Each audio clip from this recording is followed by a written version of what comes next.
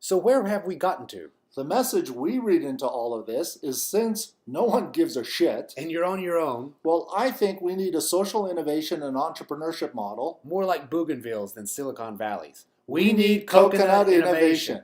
When you're dealing with acute social problems, The associated political and social will has been it's outsourced. been delegated down, It's been decentralized. all without an associated line of funding. A refusal of those in charge to do what's needed. Perhaps it's today's Renaissance. And let's recall that things had to get really bad before we got the awakening of the classic Renaissance. Remember, Western civilization went from plague, From corruption, Machiavellian politics, which were more about cunning and deceit, corrupt religion, and gunpowder, and eventually the Enlightenment. an awakening into butter over guns, French cooking is delicious. reformation and new perspectives on man's role in the universe, New the perspectives, printing press, a global village of exploration, and improvements in society, and healthcare. and social mobility. Sound familiar? See any analogies? It's always darkest before dawn. These are not new ideas or thought processes. John Maynard Keynes coined the phrase technological unemployment a long time ago. How the pace of new technology and related increases in productivity will outpace the ability of society to create replacement jobs. Yet this same technological advancement The same pinnacle of capitalism. has progressively and exponentially reduced the cost of everything, We are on the curve to capitalism's singularity, where all products will be free or cheap, either because of technology or community, or a combination of both. Capitalism has jumped the shark. And just like Bougainvillians, Don't worry about any niceties. worry about solving the problem. Perhaps that's where folks like the ones that created Google, Airbnb, Uber, Bitcoin, were inspired to ignore inconvenient things like the law. they've shown us the increasing irrelevance of some forms of property rights. They've watched Coconut Revolution and stole the ideas of the Bougainvillians. Go out and hack something. And see what happens. On one of the previous slides, we picked on incumbents and monopolies for a reason. Things have gotten so bad and out of hand in our society, And so monopolistic something has to give. Literally, when a piece of paper is the difference between tax planning, and money laundering, something is not right, no one has sympathy for the monopolists anymore. because they're doing fuck all to help They're just trying to perpetuate their own existence. and keep grabbing for more and more surplus. It's in part because of this bizarre paper morality, As to why the attitude of society is that laws aren't keeping up with the changes brought on by the electronic age. your right to privacy on the web is one of those issues. If you think about the tenets of new business models on a local level, Crowd collaboration and sharing, open source and cloud, reduced marginal costs and freemiums. creativity and agile and adaptable problem solving, If you think these concepts apply only to copying and ripping electronic products like music and movies, think again.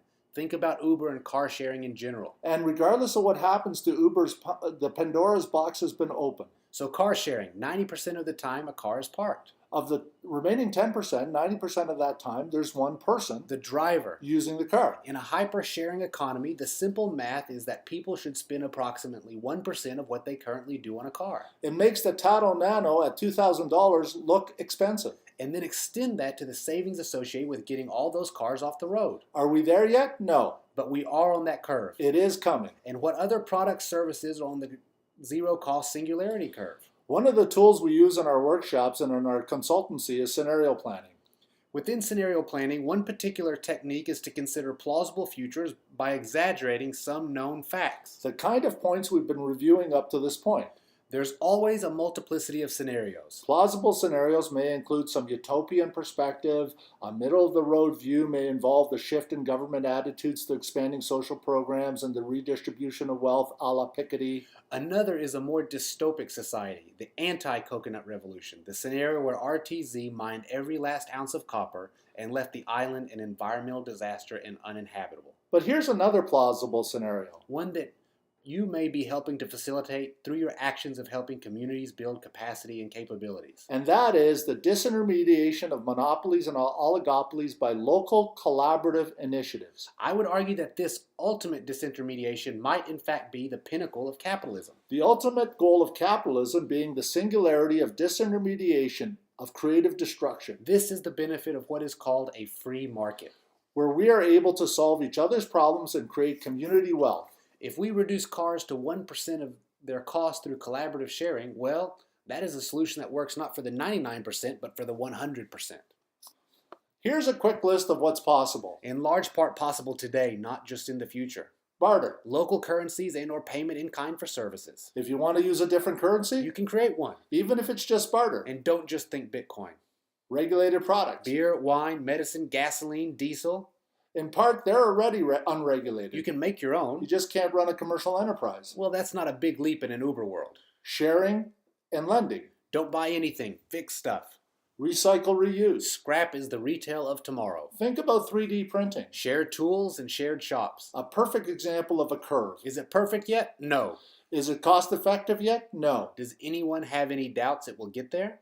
What about community teaching? Like MOOCs and peer learning environments. I know some of you are involved in community cooking. I know because I sit on the board of RIMA and the amazing Shireen Mandani is the executive director and the one that is driving our social enterprise.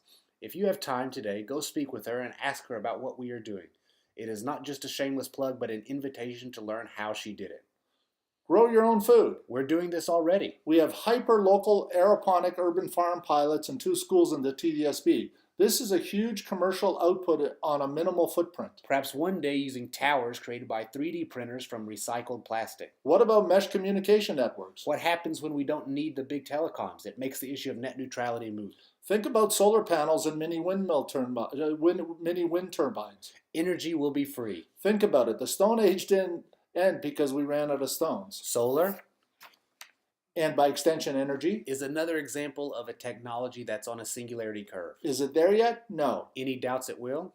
What about community microlending? Why can't I share my money with neighbors and keep track of it using today's tech and social tools? We call it Jimmy Stewart, It's a Wonderful Life meets the internet. Who in here is going to help your community and get your wings? Free or cheap hardware and software exist to kickstart each of these right now. And are available to everyone. The community has already proven it could create huge wealth. Take a wild guess as to who created the wealth of Facebook and Google. Without the community contribution of content and data, they wouldn't have succeeded. Now the community has the ability to organize, to create wealth for itself. Let's not outsource what we own. We already have politicians doing that. And if you're breaking a few eggs to make the omelet, great. Go graffiti something. Here's a couple of things to think about. Think of all the monopolies that are threatened or extinct. Illegal and off-the-books businesses employ half the world's people and are a critical source of entrepreneurship, innovation, and self-reliance. Yes, if our problems have gotten so bad, and if the government isn't part of the solution, then it's time to think about a coconut revolution. It's time for coconut innovation. And I didn't mention medical marijuana yet. Something like 70% of drugs seniors take are mood-altering and painkillers. Once marijuana is legalized, it's over for Big Pharma. Have a why that enough people buy into. Clear, specific, compelling. It creates invisible leadership and bottom-up buy-in. It helps to define who else really cares. We call them true believers. People will follow. If they don't, then don't bother with that particular idea. Shelve it. For the time being. And find another. The good news, bad news, is that there are a lot of problems you can tackle. Pick another one. Build capacity. Grassroots community problem-solving capacity and capabilities. It's about the community, not you. Plan to leave the business. If you solve the problem, it's wonderful. It's heroic. You'll deserve a medal that you probably won't get. But the reality will be that you will no longer be needed. That's the whole point. Collaborative community organization may just be the pinnacle of capitalism. Of capitalist innovation. A form of commons may in fact be the successor organization that solves our current dilemmas. Be hyper, local, and focused. Decentralize. Fight centralization. Don't become a fast-growing food bank. You'll be more empathetic. You'll have more impact. And you'll have a monopoly. Finally. Think about what surpluses you are leveraging. Who's on the pyramid below you? We're all leveraging a surplus. Just to even be able to do what we're doing today. But don't abuse it. Be aware. Be thankful and use it sparingly. Google and Facebook won't survive because they're not empowering people. They're leveraging people. For free. And this one is optional. Because I think it's too late. But if you want, engage in a dialogue as to where society should draw the red line for supporting social problems. And call bullshit on those in charge that aren't doing what you think they're supposed to be doing.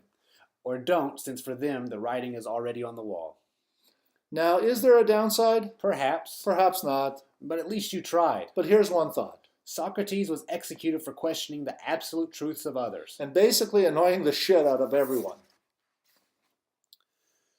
We hope you found this equally annoying in a similar way. Thank you very much.